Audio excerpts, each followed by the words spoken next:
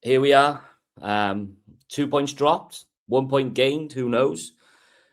So, what was your reaction to our point up in Burton then, Craig? Very frustrating, but wasn't it? Yeah, like we had 2 good 20-minute spells, I think, and then just couldn't get going. They just knew how to nullify us, didn't they? We were looking leggy, and it was just so scrappy. I don't know what. Yeah, we were lucky to get out there with a point in the end, I think, when we. Yeah. Yeah, I mean, again, I think there was probably a few fans looking at the team selection, wondering whether, like, Ronan Kapaki would be right back, his natural position, or if he was going to be on left back and so on. And I think Burton saw that straight away and exposed it, didn't they, with Ronan Kapaki get a left yellow card, through no fault of his own, probably just the fact that No. they were coming down his side all the time. We concede probably, well, in our standards, a poor goal, in my opinion. It's a good finish from them, but maybe the size of their whole team that benefited them, because we all said, I looked in the warm-up yesterday, they were huge in comparison to us, but they played to their strengths, and going 2-1 up, I thought, here we go, maybe we've kind of gone through the sticky patch, and then we just kind of, all right, it's a deflection, but we go to sleep a little bit of fortuitous for deflection off a free kick, and then we're lucky to get up there with a 2-2. But do you think we missed Salek in that game? What do you think about Robinson's performance up top? Yeah, he's struggling in here, but I just think we can't expect him to come in and be flying. He's not playing. He's been on the bench for so long. He's having 5 minutes, 10 minutes at the end of games. I think, and no fault of anyone, Salek has been so good in scoring. You can't really drop him, but you can't also expect Robbo to come in and be flying. And I feel so sorry for him because the ball is bobbling around his feet, and the pass he gave back to Begum was 15 yards behind him, and I just felt so sorry for him. But there's no one more frustrated than him, I expect. You can train as much as you like, but if you're not getting picked, there's not much you can do about it. I don't know what that is with him, but no, I think we missed that link up. Like we saw on the Tuesday night against Barnsley, we went with almost the false 9 with Kellerman playing for the middle, and it showed how good Kellerman is really with his versatility. And I think maybe some fans probably thought we'd try that again. Especially with the height of Kellerman against 2 big centre halves. Maybe he could have pinned them, maybe isolated them to bring people in. But like you said, Robinson's stats, he's one of the best impact players off the bench, isn't he, for his goal scoring? But it just hasn't clicked, when he's starting games for whatever reason. It's never going to be easy going away. You're never going to be easy against these old school centre backs.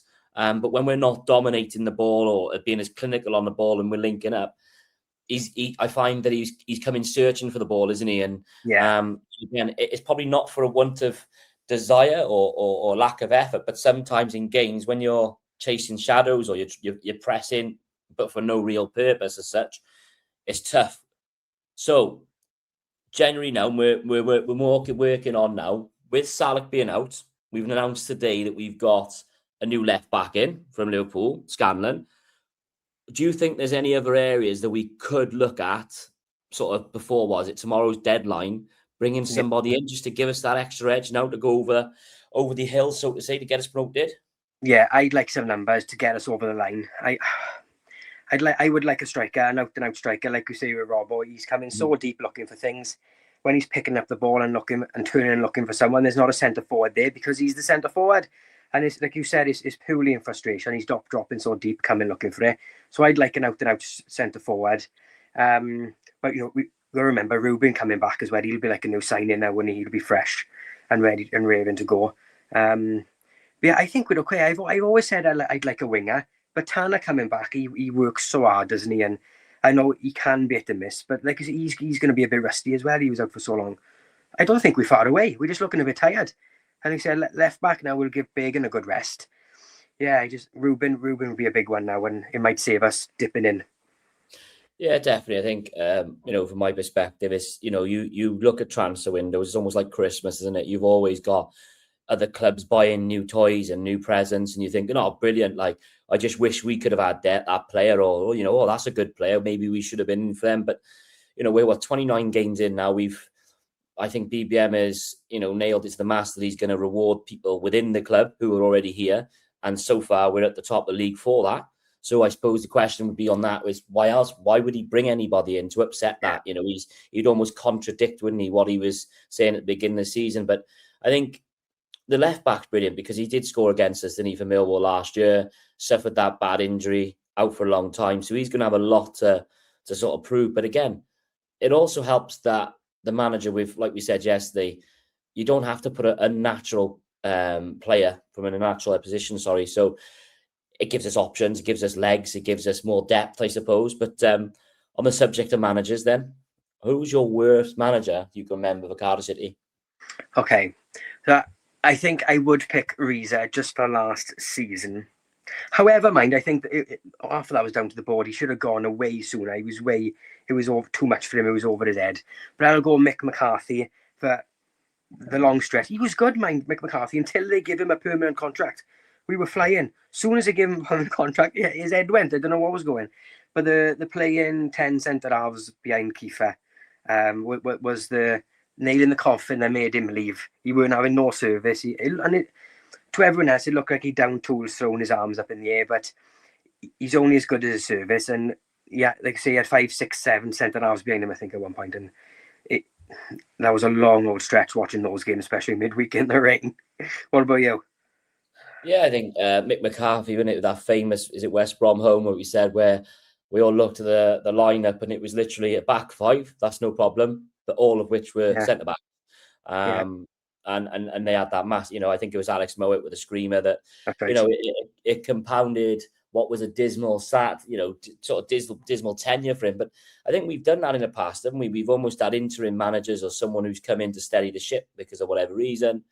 We give them a contract. And like you said, it's almost like they've worked so hard to get a contract. And then all of a sudden they've got a contract, they've got that stability and safety that it goes polar opposite. But, I remember Paul Trollope.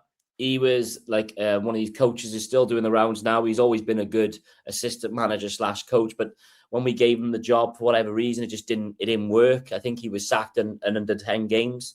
Omar Reza, like you just mentioned there, I think that's a valid shout, especially for, the sort of more recent memories with, like you said, we gave him the role and through no fault of his own at times, he was just left to sort of, left to be exposed, I suppose. But it's tough, isn't it? Because we've had some cracking managers, but those managers don't really tend to stay that long. And it's just like, you kind of wish that when you lose a manager, we've been quite lucky this time, I suppose. We found a gem in BBM so far. So with that in mind, next week we've got a lovely trip to Rotherham. Yeah, hopefully it doesn't rain because we've got history. What's your memories of us playing at Rotherham away, Craig? Oh, just that one you're referencing. I remember the groundsman having that brush that was so big, dragging the water off and then pushing it all back on. Like, it was absolutely bonkers, wasn't it? It was mental. Like, he was right in front of us, and it was quite funny that day because you do get a bit of, let's say, banter and a few strong words from away fans naturally, but he was literally sticking the middle finger up to us, and it was like, wow. And there was a few older guys who were running down the stands going, just give me a high vis, give me a fork, and I'll keep the game on.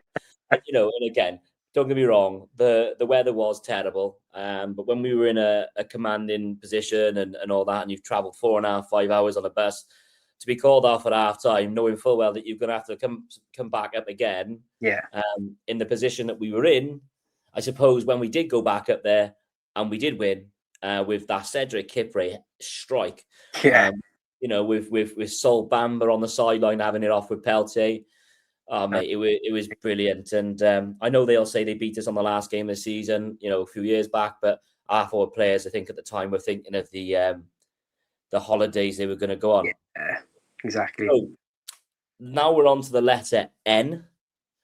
What is an iconic player or an iconic thing that you associate with the letter N? I've been racking my brains this week, and I was only thinking of ones with first names like Neil Alexander or Nathan Trott. I couldn't think of any thing bar Craig Noon. So I'll go Craig Noon as a winger. I think we could do with him now, a nice, tricky, quick winger, make things happen for us. Yeah, I'll go him. Who have you got? So I think the household thing, isn't it, as a club, is the N is Ninian Park. I think the best place that I've ever been in my life. It had something special about it. It was never nice for away fans, and you know, if you look at football in general and being a football fan, it oozed everything about it: passion, thunder, pride. And it was, you know, some people may say it was a dive, but who cares? It was our dive. And Rio Ferdinand's famous quote still, you know, is still around about being hostile. For me, I've got a few players. Obviously, we've got current player Perry NG. You know, he's just been brilliant, isn't he, so far? That's Akua, who's currently on loan at Newport. But I think I'll leave the viewers to say a few more. But I will say two little ones that I think probably are, well, not lesser known for not good things. So one was Umar Nias, who couldn't hit a barn door for us. And the other is Niels and Cuckoo. But again, hopefully the listeners and the viewers will have a look and be able to put some in the comments. But again, appreciate all the feedback, the comments that everyone gets. Craig has been brilliant. Hopefully we can maintain our lead at the top and keep building. And hopefully Burton was just a little bit of a blip. Exactly. Marvellous, mate. Marvellous. Cheers, pal. Speak soon. Yeah. Ta-ra, mate. Ta-ra. Right